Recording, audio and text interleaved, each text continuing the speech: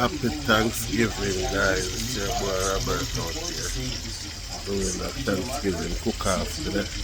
I don't know what it is, cook off for Thanksgiving. So happy Thanksgiving. Blessed love. People in Jamaica, I hope say they don't go get rushed by the storm too much. You know, they can't really come back. But you know, we'll get deep now. You know, the Thanksgiving cooking, guys. So we'll cook today. Where people all over the world, planes crash because their pilots are gone. Little kids can't find their moms. And if you are one of those left behind, then you can be sure that something even worse is coming for you. The rapture is a future event when Jesus returns to gather all Christians who believe in him and take them to heaven. Then, after 7 years, he will come back again and establish his millennial kingdom. During that 7 years, those who were not taken away by Jesus will suffer tribulation, hardship, and trials as punishment for their sins. To tip my hand, this is not a theological perspective I subscribe to, mainly because I don't think it can be found in the Bible. I don't believe the rapture is real. So why talk about it? How the end affects your present. Your view of the end times matters. Why? Yeah. Because what you believe about the end of the story impacts how you live. If you think the earth and its non-Christian inhabitants are destined only for trials and tribulations, you won't have any reason to invest in earthly things. In saving for retirement, or recycling to reduce the use of non-renewable resources, or being employed as anything other than a missionary. In the end, it's all destined for the tribulation dumpster fire. Rapture theology trains people to not care about the world around them. But that's not what Jesus taught. In his great prayer, Jesus didn't pray, "Take me heaven on the rapture train."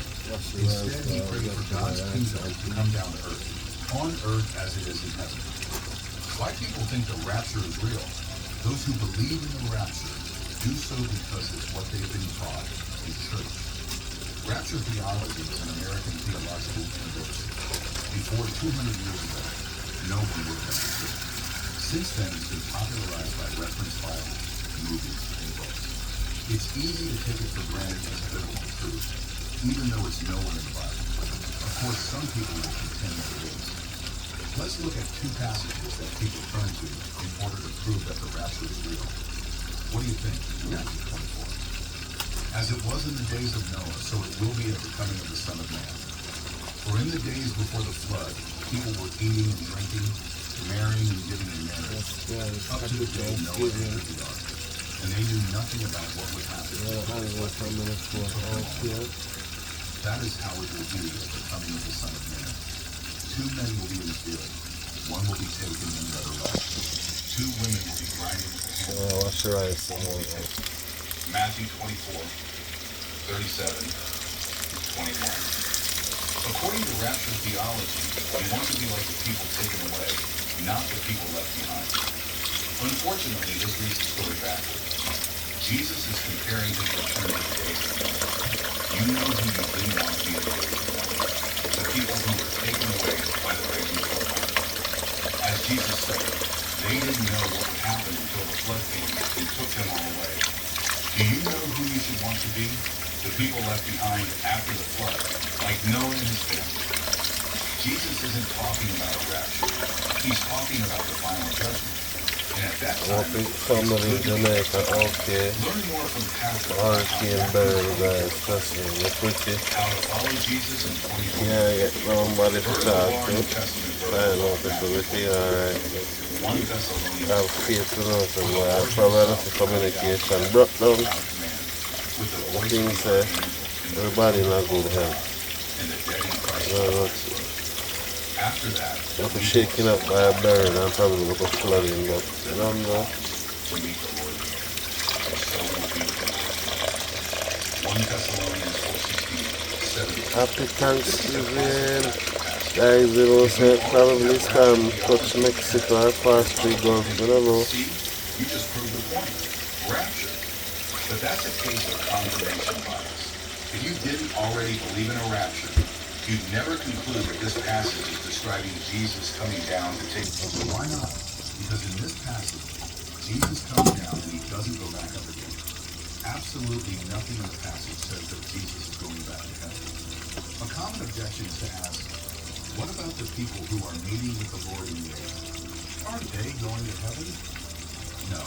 In the Bible, the air is never synonymous with heaven. In this case, the air is halfway between heaven, where Jesus started, and earth, where Jesus is going. This would have made sense to Paul's original audience because they understood how cities were supposed to greet incoming kings. In Rome, when emperors approached the city, crowds would leave the city, meet the king outside the gates, and then usher him back in. The Bible actually shows this. When Jesus comes to Jerusalem as a king on Palm Sunday, people leave Jerusalem to greet him and usher him into the city. The believers in this passage aren't going to heaven.